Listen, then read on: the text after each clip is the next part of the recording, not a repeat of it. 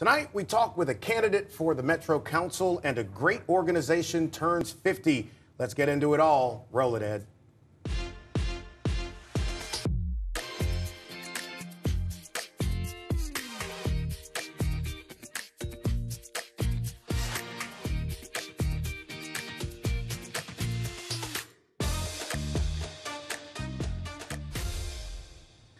Oh, do you smell it in the air? It's political season around these parts coming up this month, later this year. And we have our first conversation, I guess, in March. Last month, we spoke with Vanessa LaFleur.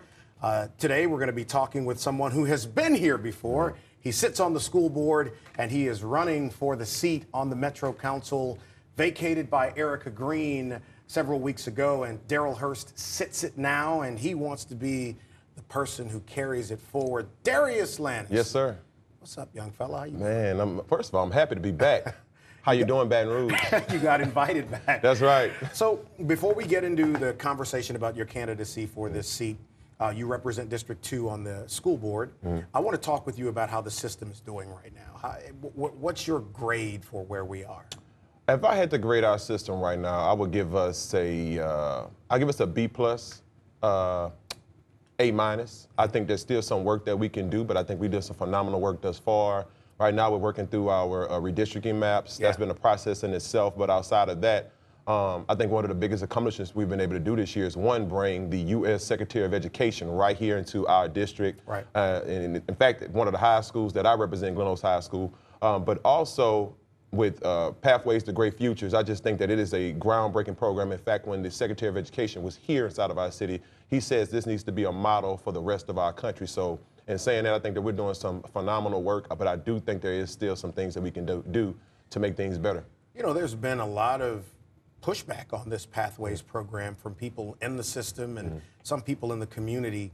I actually think the program has merit, and I think it's good for kids who are achievers. But what do you say to the criticism about it, that it's rolled out too fast, or that it's too high of a bar for our kids to reach, which is something in itself? What's your response to that? I say follow the data. You know, when we pilot this program at Glen High School, right now we have 93 students on track to graduate from high school with a diploma and an associate's degree. That tells us in itself. And by the way, Glen High School was a academically unsuccessful school. So the fact that we have ninth graders, incoming ninth graders, 93% of them on track to graduate with a diploma and an associate's degree, I think it shows that this program is well up on its way to show that we can have success throughout our entire system. What are we doing for kids who don't want to go to a 2 or 4, well, really a 4-year institution? Because there are a number of kids who, it's not something in their plan. They may want to go to work immediately after graduating high school. What do we do for them? I think that we have a track for them also. You know, if they want to go down an industrial track, they can go down that track. If they want to take an entrepreneurial track, they can also do that. It's really up to the parents. And at the end of the day, that's going to always be the end-all, be-all. It's not about what the school system think is best for their child. It's about what the parents think what is best for their child. And they absolutely have the choice either to put their child on that track or they can keep on a regular high school track. And for those parents that are a little weary, I think it's because they think that we're going to remove AP courses from out of our schools. But in fact, the superintendent doubled down and said, I'm not going to remove AP courses from our class or curriculum. In fact, I want to increase it. That way, parents don't feel the turmoil of having to take their kids or decide whether to put them on dual enrollment track or AP track. And I think that's the best way that we can compromise with our community. You know, one of the big benefits of this is a kid graduates with an associate's degree or at least 2 years of college and minus 2 years the debt if they decide to go and get a bachelor's degree, which is a good thing. You know, the other thing is truancy. That's been a big thing here for a very long time. What are we doing to address it? I think that we have to renegotiate what those terms look like with the East Baton Rouge Parish Sheriff's Department. I think that for the longest we've abided and went by those old rules, old terms, and old guidelines. And I think now it's time for us to reestablish what that looks like, because the generation of students that we were dealing with then when we came with those first set of guidelines is not the same generation of students that we're dealing with now. We know the truancy is very high. We know that COVID-19 has exacerbated that issue or that problem across our community, and we know that we have to get in front of it. before it gets any worse. So I think that that's the first step, is meeting with the sheriffs, meeting with his deputies, and saying what this new agreement looks like for our students and for our school system. Did you get any pushback from people in your school board district who don't want you to leave this seat to go to another don't one? even get me started, you know. And it's not bad pushback. It's just, man, we need your voice. We need your voice. But what I always tell them is, you know, I started off as an educator. And because I did start off as an educator, you know, I have a plethora of students all throughout our system, that some of which are now in college, but I have quite a few that are now inside of parish prison or inside of Angola for either murder, some type of violence thing that has taken course across our community. And the problem is this, there has not been any finite plan that has come across our city as of yet. And I think our mayor and I think our chief of police are moving in the right direction. I think now we need a voice in District 5, one specifically because it is the blackest, most populated district in our entire city, but also because it's the heart of the city. And I think that if we can get things right in District 5, it's going to set everything right across our city. I really do truly believe that. Well, we'll come back and talk with Dadrius about his candidacy for this district. What's happening with crime in the city? What is he going to do with young people? Some of these young men who are getting into so much trouble. What can we do to positively impact them? Back in just a moment.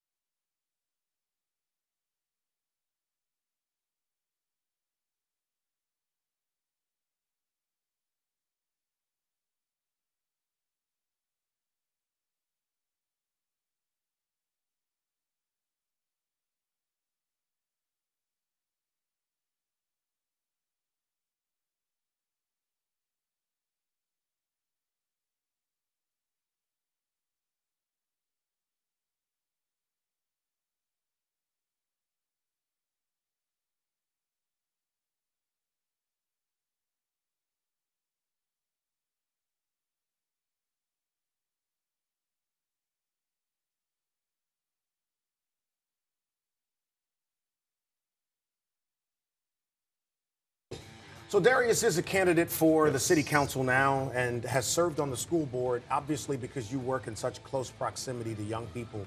You see what's happening here in our city with so many of them who are getting into trouble.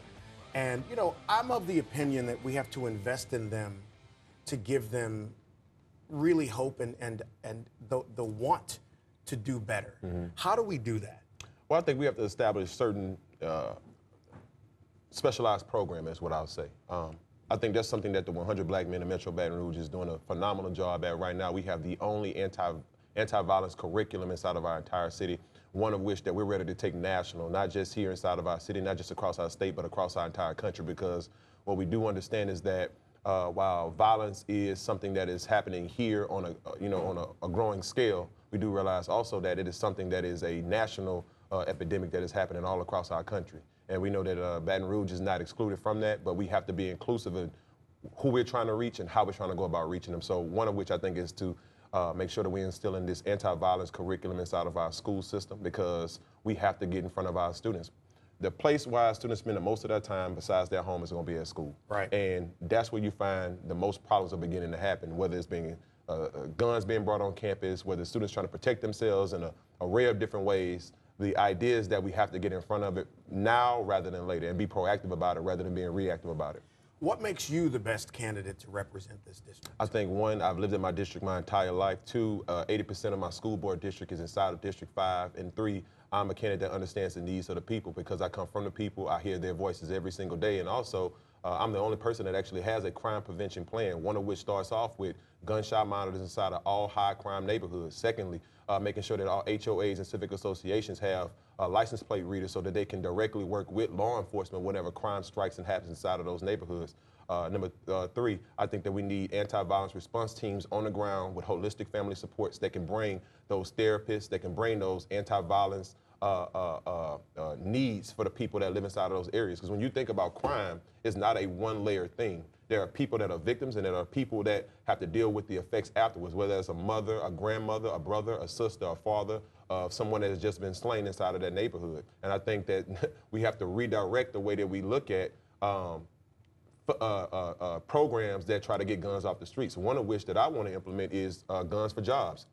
What I can tell you is this, you know, when you think about gas, if you offer somebody a $50 gas card to turn a gun in, the likelihood of them coming into you is going to be very low. But when you can change their livelihood in terms of giving them a job, I think that it changes the entire game, because a lot of them, that's the reason why they're out there trying to survive. That's the reason why they're out there doing a lot of the things they're doing to take care of their families. So we want to try to eliminate that. We want to try to stabilize it by offering a new approach, a more unique approach. And I think that if we can offer guns for jobs, it's going to change the game in our city.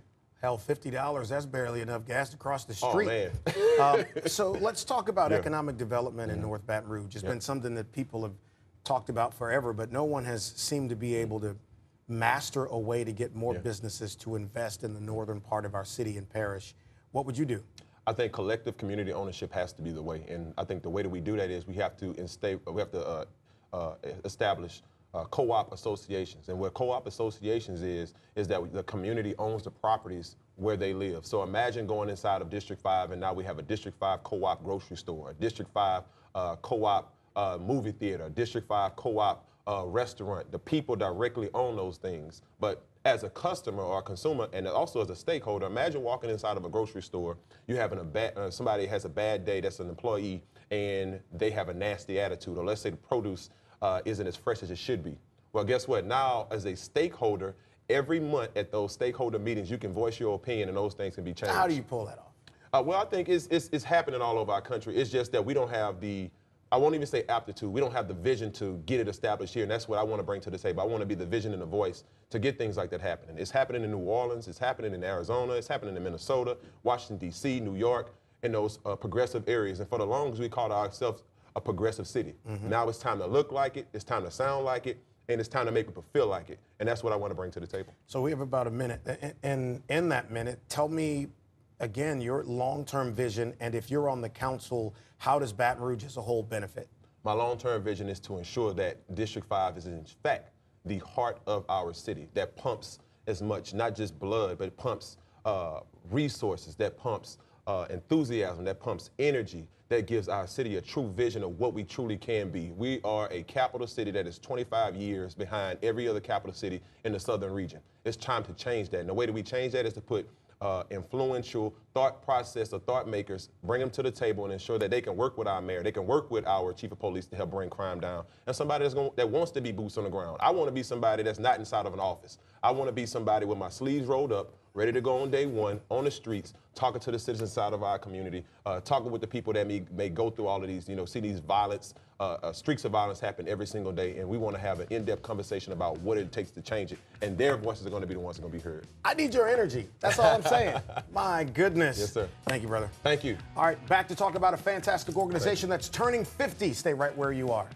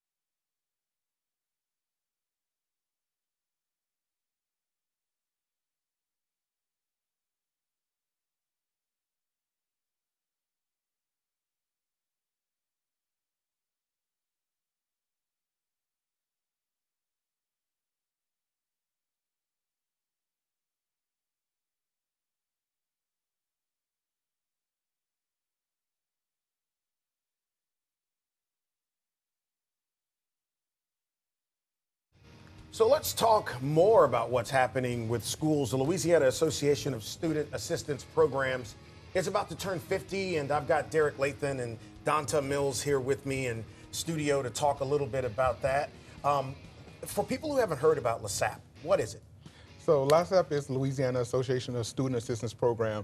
If you ever heard of the term or the program Upward Bound or Student Support Service or Ronald E. McNair, or even heard the word TRIO, it's all grouped under that umbrella of TRIO. We are federally funded programs under the Department of Education, and just our state association is called LASAP, Louisiana Association of Student Assistance Programs. And you are indeed around the state. It's not just here in Baton Rouge. We are all around the state. We have almost a TRIO program in every college and university, and then we have some local-based programs as well. Let's talk about what students gain from this program existing, Derrick. So the programs are all about exposing students to educational opportunities and making sure they maximize those opportunities at the same time. Whether we're talking about college tours, we're talking about ACT prep, with the McNair Scholars Program, we're helping first-generation college students get into graduate school. So TRIO kind of creates this pipeline for educational opportunity. We're helping first-generation students get into college, matriculate through college, and if they want to go get a graduate degree, get into a graduate program as well and potentially earn a PhD. So there's a couple things that are great for me sitting here. Two young men who are involved in something so positive, who are also interested in getting other young people to apply their gifts and talents to something positive. That's why I think things like this need to be highlighted. When Myra called me about doing it, I was all on board with it. Let's talk about the kids who fall through the cracks. Yeah. The ones that we miss, who end up a statistic. So with that, with the programs, you go out and you look for students that are, like Derrick just mentioned, low income, first generation. And then sometimes we like to change that narrative instead of saying low income, because sometimes the kids feel the text. So we just say Pell eligible, because it's a, deemed by the Department of Ed and all of the rigmarole with the taxes and stuff. But not to get into that, but the students are the ones that they're me, they're him. That we just didn't have a vision, we didn't have it. Our parents are not there to give us that guiding force. So we come in the community with the students we serve or the students that are in the population or at school, like for the Ronald E. McNair program, and undergird them and just build up what's already in them, because we want them to be the better them that they can be, the best of them that they can be. So when a program's going to the school, we help them from A to Z. We get them through high school, matriculate into college, and then help them through college, because TRIO has programs on every level, pre-collegiate, collegiate, and post-collegiate. One of the things that happens so often is these kids are dealing with trauma and different environmental factors when they leave the school. And that has an impact on what they do and how they perform when they get to the school. Do you think we're doing a good enough job addressing that aspect of the lives of our young people? So we are aware of everything that happens in students' lives. So we like to look at ourselves as kind of a supplement to what they're getting in school. Teachers have so much on their plate, schools have so much on their plate. So when we recruit students or when we work with students, we like to let them know that what we're doing is just to be additional to what you're getting in school. It's to be supplemental to what you're getting at home. When you want to go to college, there are things you have to do to get into a college, whether you have a program to support you or not. We always tell them, it's best to have a program that will support and guide you through that process rather than having to do it by yourself. So we're always there to kind of give that supplemental support to those students. And could I add to that, Clay? And then when you think about TRIO and Upward Bound, it's just not 100% education. Even though that is our mantra, that's what we stand on, but we want to focus on the 360 of a student. We want to social, emotional, family. We do all of these programs to invite the family in. We counseling, tutoring, everything we do, we want to take the child, we want to help the child in every aspect, not just the educational being. So then, what do you do with the parents? So for example, Baton Rouge Community College Upward Bound program have our upcoming Parent Day. So we bring the parent in and we let the parents see what their child is actually doing in the program. Because sometimes, you know, the parents are sending their kids and really don't know what's going on. So we want them to sit inside of the classroom, get the concepts that our students are getting, but also we take them outside of that and let our parent organization focus on the parents. Baton Rouge Community College just got an Education Opportunity Center where it works with people that are 19 years or older and help reintroduce them to education. So we're going to have a segment just for them to say, okay, are you looking to increase your pay? Are you looking to increase your skill set? How can we help you? Or if you're in school, hey, when your child come to tutoring, we invite you to come to tutoring. We want the family to come in. I want you to hold that thought. We're going to go into break. I want to come back and lean in a little bit more on that, and then talk a little bit more about some of the other things that you're offering. And then there is an event coming up next month in Lafayette. So we'll continue with LASAP in just a moment. Pretty fantastic. Stay right there.